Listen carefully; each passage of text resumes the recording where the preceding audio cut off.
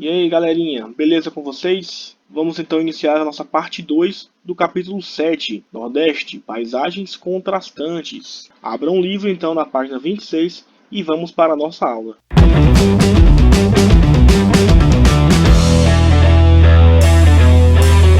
Iremos iniciar falando de sertão, que tem a maior extensão territorial entre as subdivisões e predomina o clima semiárido. O fator que explica esse clima é o seu relevo. Os planaltos presentes na região do Agreste, em divisa com a região do Sertão, impedem a passagem das massas de ar úmido. As chuvas anuais no sertão são inferiores a 1000 milímetros, também são irregulares. Temos altos índices de evaporação que são propiciados pelas altas temperaturas e ventos quentes da região. A vegetação típica do sertão é a caatinga, onde predominam as plantas do tipo xerófilas. Grande parte dos rios nessa região são os intermitentes, que significa que eles ficam cheios por apenas um período e depois secam. A gente tem algumas exceções, como é o caso do Rio São Francisco, que é um rio perene, mas suas nascentes estão lá nas regiões chuvosas de Minas Gerais. No período colonial, nessa sub-região, encontrávamos uma criação de gado. Já entre o século XVI e XVII, também é uma região onde se plantavam bastante algodão. E é uma região assolada pelo chamado Polígono das Secas, que é uma área drasticamente afetada pelas estiagens. Inicialmente afetava apenas 10% do território. Hoje, devido ao desmatamento, o aquecimento global e também ao efeito estufa, esse processo está cada vez mais intensificado. A região semiárida, como já falei, que coincide também com o chamado Polígono das Secas. No fim do século XX, surgiram novas técnicas de irrigação, que proporcionou a fruticultura, principalmente na bacia do São Francisco e dos rios Jaguaribe, Apodi e Paraíba. Em algumas áreas, encontramos chuvas ao longo do ano e propicia o plantio do feijão, do milho e do açúcar, como é o exemplo do Vale do Cariri e as serras do Baturité, do Triunfo e do Teixeira. Sem uma uniformidade, encontramos diferenças naturais e socioeconômicas. Os fatores históricos, alinhados às secas, as faltas de investimento, tornam essa sub-região a menos desenvolvida entre as demais.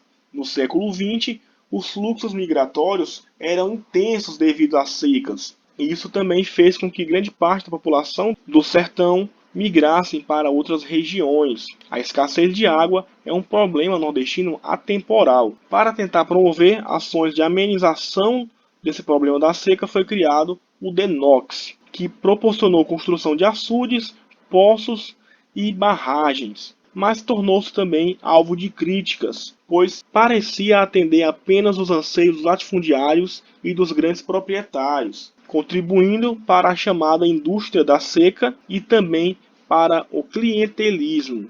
Vejamos aqui nesse mapa gráfico o chamado Polígono das Secas. Vejamos como ele se encontra principalmente na sub-região Sertão e como é somente nessa região que ele atinge uma maior incidência de seca e pega de cheio o nosso Ceará. Vamos falar então do meio norte. É a segunda maior sub-região e concentra todo o estado do Maranhão e parte do Piauí. É uma área de transição entre o sertão e a Amazônia. Então a gente encontra grande diversidade vegetal, como a Mata dos Cocais, que são palmeiras de babaçu e carnaúbas. Encontramos ao oeste a floresta amazônica, a leste a caatinga do sertão e ao sul encontra-se também resquícios de cerrado. No Piauí temos a carnaúba, enquanto que no Maranhão o babaçu. O extrativismo dessas plantas tornou-se uma das principais fontes de renda da região. Teresina e Imperatriz são os maiores centros comerciais dessa sub-região e estão próximos das rodovias que adentram na Amazônia. A pecuária ainda tem grande participação na economia, mas o destaque dessa sub-região se dá ao cultivo de arroz. Encontramos avanços e desafios socioeconômicos no Nordeste. No período colonial,